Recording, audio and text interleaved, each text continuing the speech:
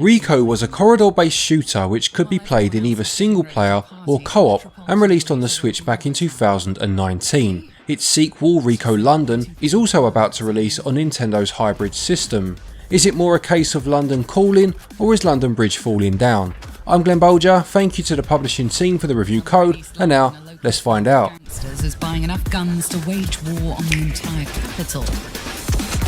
The story takes place in England's capital city, as the name would imply, and is set in 1999 on the eve of the new millennium. Detective Inspector Redfern is told by her chief inspector that she is to be on crowd control for the night as parties are held around the city, but she has other ideas as her informant has told her an arms deal is going off that evening. She takes her partner along for the ride and they enter the building in question, ready for action.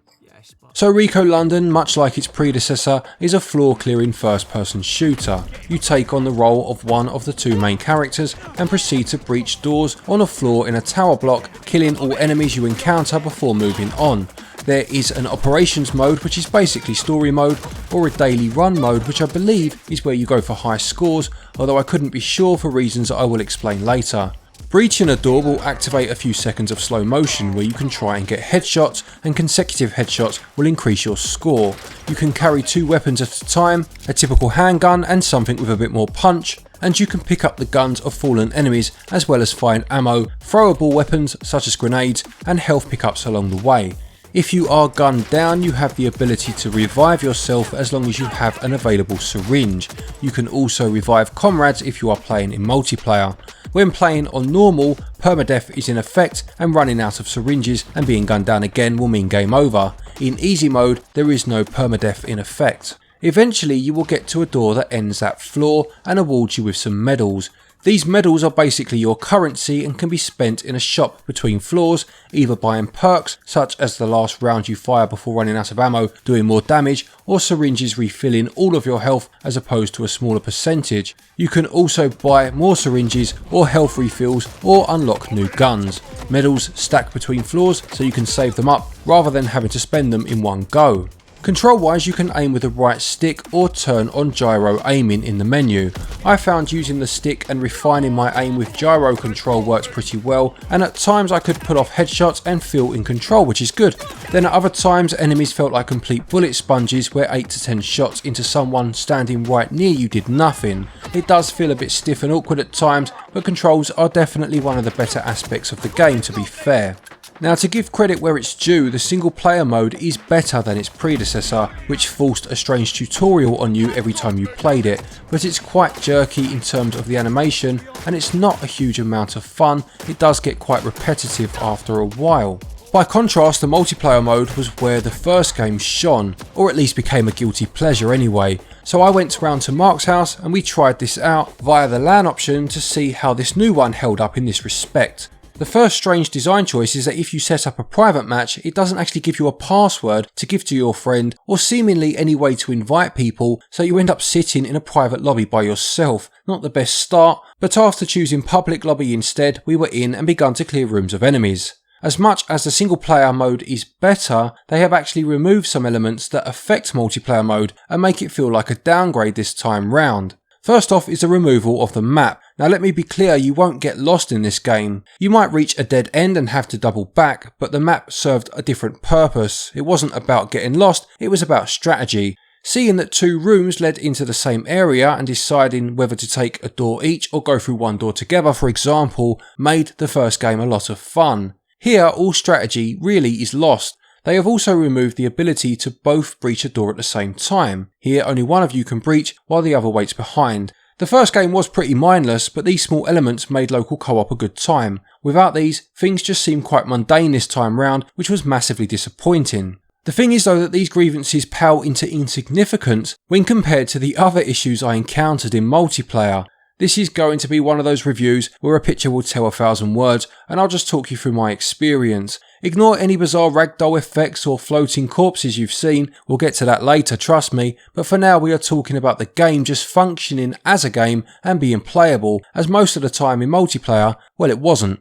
About 10 or 15 minutes into our first run then, I came into a room that had two weapons levitating in the air. Before I had a chance to digest this strange glitch, the whole screen turned black and I had to shut down the game and restart. Frustrated but not deterred, well not yet anyway, I started the game back up and we had another go. We finished the first level, but it would not let me open the final door to end the stage.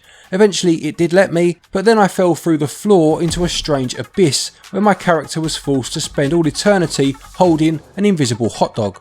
Frustration was well and truly starting to set in now, but I did try to load the game up again, and after a lengthy loading screen, the game crashed completely and took me back to the Switch menu. Now by this point I was well and truly getting the ump, I don't mind saying, but we did decide to give it one more go. We selected daily run mode and tried again. This time we got pretty far. We must have been on the 5th, maybe the 6th floor, and again my character fell through the floor, this time holding an invisible candle, as if holding a bedside vigil to commemorate the loss of my Friday night. The thing is that on this run I was just starting to feel that sense of fun, nothing amazing but mindless fun with a mate that the first game gave me, but unfortunately the game then snatched it away from me. This is why I don't exactly know what is different about daily run mode, because I never actually finished a run. I never died, the game just crashed every time I tried. In my opinion, co-op is the best part of games like these by a country mile, and my experience was nothing short of a complete broken mess. I honestly do not understand some video game companies. I mean, they must know that these glitches are present, and they must realise that channels such as ours actually capture footage for the reviews that we show, and we can show the state of their game exactly as it is. Gameplay is incredibly repetitive in single player, and at least in my experience, unplayable in multiplayer. It scores 5 out of 20. Controls are probably the strongest aspect of the game, although even they can still feel a bit awkward at times, and they score 12 out of 20. In terms of the visuals, Rico London adopts a comic book style and is quite reminiscent of an early 2000s game called 13, which itself was based on a graphic novel series. The art style itself is actually quite appealing. Each new floor does at least attempt to have a different theme, although the fact that many rooms look the same does lessen this impact, as does the repetition in the enemy types and the insistence of having most of them wear shell suits. I thought this game was set in 1999, not 1989. Again though, all this does seem quite trivial when compared to the issues surrounding performance. In single player it's passable, but movements are still very jerky, but in multiplayer again it just runs terribly. Characters just hovered across the screen without fulfilling their movement animations, and would sometimes almost teleport meters across to be right near you, again without actually adhering to the animation that would have got them there. As you can imagine, this makes estimating when to attack incredibly difficult. Dead enemies jitter around uncontrollably on the floor, or fly across the room as if possessed by some sort of malevolent spirit. It's all pretty embarrassing, and it has that kind of if you don't laugh you'll cry feeling to it, as you can't help but chuckle at the absurdity of what you're seeing, but then of course you remember how much you've paid for it, and those tears will inevitably fall.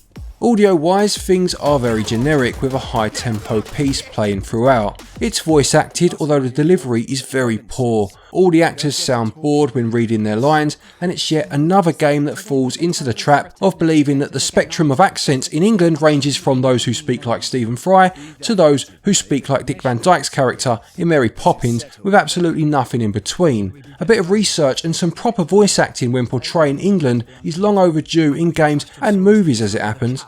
Visuals look decent on the surface, but just hide performance that is terrible, and bugs and glitches are also rife. They score 5 out of 20. Audio is generic and the voice acting is poor, and it scores 10 out of 20. Rico London costs £24.99 and regional equivalents are on your screen now. Now the fact that this game is £7 more than the first game, which on balance was probably a better experience, is bad enough, but the fact that this costs anywhere near the price being asked, considering the shoddy state it's in, is just unforgivable. If you are only playing in single player, then at least it seems to work in this mode, although I could have just got lucky here. There is no reason to suggest that you couldn't fall through the floor in that mode just as much as I did in multiplayer, but to be fair, this didn't happen for me, so I can't say it does either. What I can say though is that every time I was beginning to have a bit of mindless fun in multiplayer, it crashed. 4 times in 2 hours before I just gave up. Life's just too short to spend a Friday night playing bad games. We watched the Avengers in the end instead. Value scores 4 out of 20. To conclude, Rico London somehow manages to take the very rough diamond that was the first game and make it even rougher whilst removing any of the shiny bits. As sort of an ode to this game's voice acting, and being a Londoner myself, I thought it would be fitting to give the final thoughts using a bit of rhyming slang. Don't worry, I will subtitle it. I honestly can't Adam and Eve that they are charging a pony for this absolute Richard of a game. It works better when playing on your jack, to be fair, but where's the fun in that? Invite your old China round and the game runs so badly it just pen and inks the whole place out. I suppose there's a nice irony in charging a pony for what is a load of old pony and trap, but at the end of the day, these devs have got more front than Brighton releasing a game in this 2 and 8. Going in. Find some cover. Getting into cover. Rico London gets a SwitchUp score of 36%. Thank you everybody for watching this review. I hope you did enjoy it. Please do remember to leave a like if you did. I know I was having a bit of fun by the end there, but in all seriousness, some of the games releasing on the Switch at the minute, in terms of the quality of performance, are absolutely appalling, and it's just not acceptable. I do just want to add before we finish as well that I am available for voice acting work Hollywood if you do need someone to co-star alongside Jason Statham in whatever action movie you're going to plonk him into next. A quick thank you to our Patreons as always for your continued support, and to each and every one of you for watching our videos. Take care, and until next time, happy gaming. In position. Reloading.